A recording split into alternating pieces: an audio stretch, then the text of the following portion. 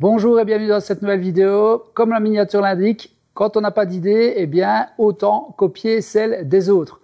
Dans cette vidéo, je vous propose tout simplement la réalisation d'un petit accessoire de sécurité.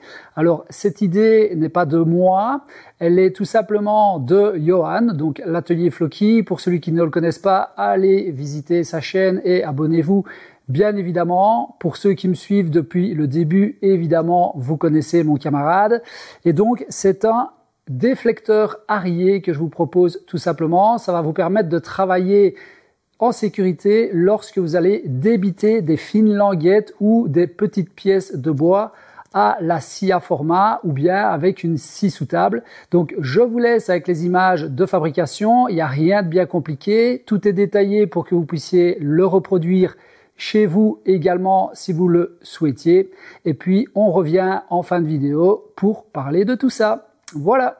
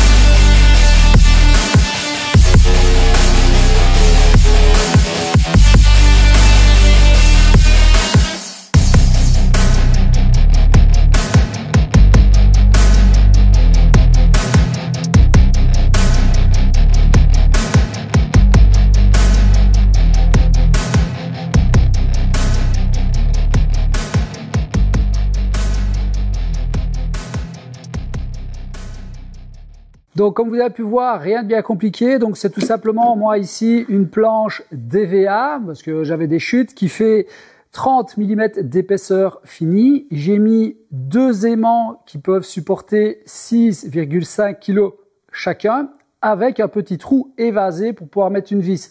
Vous trouverez ça facilement sur les sites internet de vente d'aimants. C'est pas toujours facile d'en trouver dans les quincailleries, mais sur internet maintenant on trouve de tout. Toutes les forces, toutes les puissances, toutes les tailles qui correspondent à votre souhait ou votre situation, par exemple, en fonction des diamètres de vos mèches Forstner, par exemple.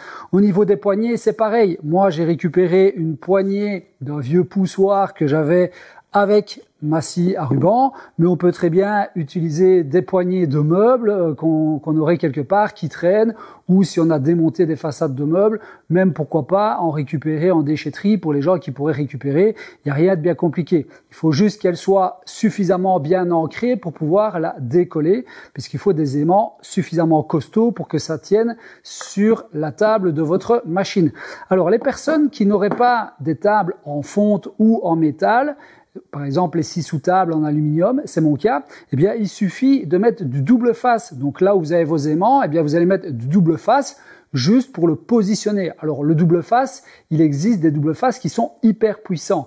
Il suffit tout simplement ensuite de passer avec un petit peu d'acétone pour retirer la trace de colle sur votre machine et au niveau de la pièce de bois, un petit coup de racloir ou de ciseau à bois et c'est parti tout seul. Je vous conseille de prendre du double face qui fait minimum 1 mm d'épaisseur. Ça ne sert à rien d'utiliser du double face qui est aussi fin que du papier collant, puisque là, en effet, on pourrait avoir un risque de décollement. Mais si vous prenez un double face qui fait entre 1 et 2 mm, par exemple de la marque 3M, moi j'en ai un, j'ai déjà fixé des accrotaires aluminium avec ce type de double face et ça fait maintenant plus de 5-6 ans que c'est en place et ça n'a jamais bougé. Donc tout ça pour vous dire qu'il existe des double faces qui sont de très bonne qualité et qui sont faciles à nettoyer une fois qu'on veut récupérer notre pièce de bois.